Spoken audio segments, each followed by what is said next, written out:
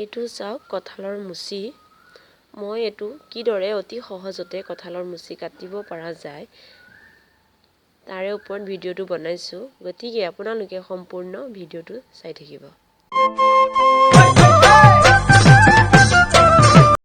এইদৰে মই দুয়োখন হাততে আৰু বঠিখনতো মিঠাতেল ভালদৰে লগাই ল'লোঁ যাতে আঠাটো কমকৈ লাগে।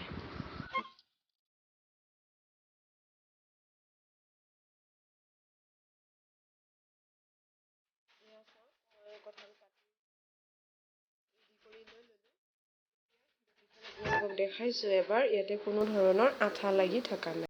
সিজোৱা কঁঠালখিনি মই এইদৰে এটা পাত্ৰত উলিয়াই ল'লোঁ।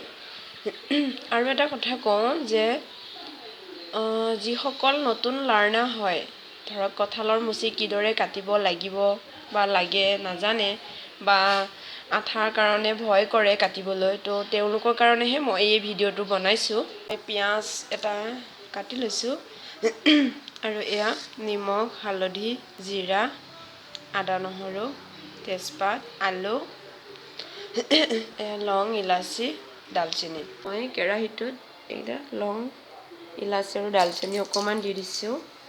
তাতে অকণমান গোটা জিৰা দিছোঁ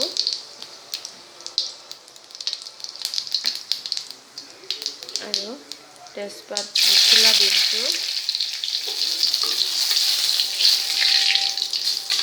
আৰু লগতে পিঁয়াজখিনিও দি দিছোঁ। এইদৰে মই কঁঠালখিনি ভাজি লৈছোঁ।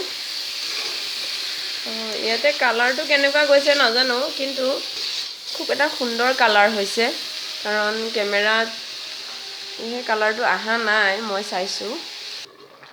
মই ইয়াতে জিৰা গুড়া, ধনিয়া গুড়া আৰু মিট মছলা, জালুকো এড কৰিছোঁ।